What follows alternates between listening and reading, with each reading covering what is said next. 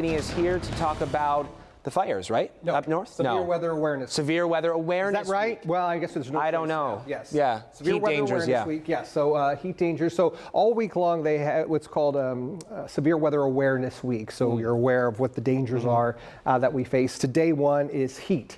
Of course, we're a couple months away from really getting in that summertime dangerous heat, but I wanted to, today's a good reminder of where you lived. And according to a Rice University study, 200,000 people move into Houston every year. Wow. And so people are moving out too, but new people are moving in. So we talk about this because if you live in different parts of the country, and if in fact where your family's from, the north, upstate New York, what we deal with here in the summer is completely different. What they now does their weather awareness week look different? I'm going to show you in just a second. Cool. Yeah, so I don't know if it's going to look different, but I'm going to show you a difference in what they deal with compared to us when you talk about heat. So first of all, most deaths are preventable, but the problem with heat is it's silent. It's slow moving and it's invisible. It's not like a tornado. Everybody that's in the path of a tornado is going to be affected the same way. If there's a hurricane coming, it's coming. That's really great perspective. So, but heat is silent, slow moving, invisible. The impacts are unevenly distributed, and a lot of that has to do with certain groups are more vulnerable than others. If you're a baby, if you're elderly, over 70 years old, you have a chronic illness. Heat's going to affect you a lot different than other people. What's your exposure and vulnerability? Again, if you are one of those groups, yes. Also, if you work outside. If you work outside every day, and you're much more vulnerable than somebody who's inside working in an air-conditioned office who runs on a treadmill. It's completely different. And you got to heat proof yourself. And this is a point that's really important. If you live in an area like this and you do spend time outside, you want to build up a heat tolerance.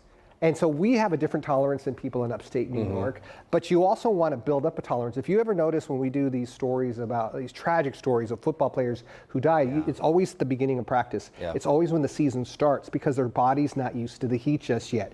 You will rarely hear a story of somebody dying from football practice or a football game at the end of the season because their body's gotten used to the heat. You've built up a tolerance to it. So let's talk first of all the heat advisory criteria. When you look at upstate New York, they get heat warnings, for example, when it's 100 degrees. And then you look at the Northeast, 95 degrees. So we often kind of make a joke. It's like there's a heat warning and it's 95 degrees. That is if we have a heat index of 95 in the heart of summer, we like that. Right, of course. That's we're like, oh, that's down for us, right? That's a nice spring-like feel. For us in Southeast Texas, we do not kick in heat warnings until we have a heat index of 108 degrees. Dallas, North Texas, heat index of 105, and it actually has to be 110 for South Texas. So it's different. Heat affects all of us differently. And also we get used to where we live.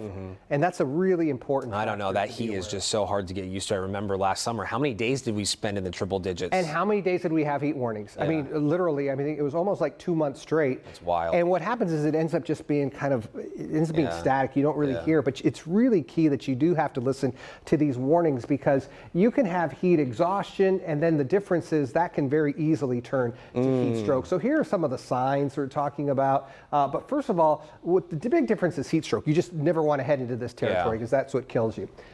When you stop sweating, that is a huge danger sign. And that's why it's important to stay hydrated so your body is able to sweat. Yes, you lose consciousness, and many times you feel cool.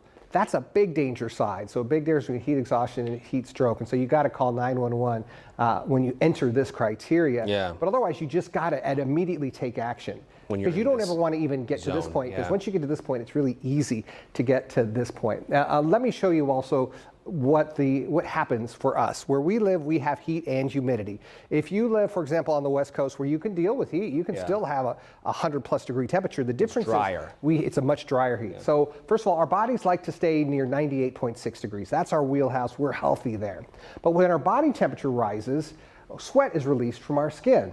When sweat is released from the skin, that water from the sweat evaporates. Evaporation is a cooling process, and it lowers our body temperature. This is how our bodies were made to deal with heat. And if we can keep dealing with this kind of heat like this, we're good. Here's the issue for us. Once it gets to that 108 degree territory, on humid days, sweat fails to evaporate from our skin, and it keeps you hotter and increases your core body temperature. That's the big problem. So when you're spending too much time outside, you're not drinking water, you're not taking breaks. What happens is your body starts breaking down because it's not able to cool itself. And then all of a sudden we enter. This is really great perspective. Yes, and you got to realize it's not just the heat we're dealing with, it's the humidity and it's the excessive heat. And honestly, I think that's where our summer's headed. It's going to be another one of those kind of summers. And the duration, right? Yes, and it doesn't have to be record-setting like last year. If we get to that 108-degree number and you're not taking care of yourself, your body has a tough time taking care of you and cooling itself. And then let's see, I want to end with this because last year child heat stroke deaths, 29 in 2023. These are kids either left in cars, they're forgotten, they're left on purpose. For example, like I'm going to go run a few errands and I'm going to come back, and then they come back in 20 minutes and it's over. Or kids getting in the cars on their own. Just completely preventable. That's completely preventable. And also, by the way, this can happen now. The lowest temperatures, you can be in the 70s, and you're in full sunshine. That car, it's baking. That car gets to 100 degrees plus, easy in the sunshine. And these are always heartbreaking situations and stories to have to cover. Oh, they're the worst. You just honestly, I mean, the worst for the family, they're the worst for the police officers, the fire department who gets called on that, and then also just for us, if you're a reporter getting called onto the story, it's just. And as you mentioned, it's preventable. It is. Okay. All good information. Thank you very much, sir.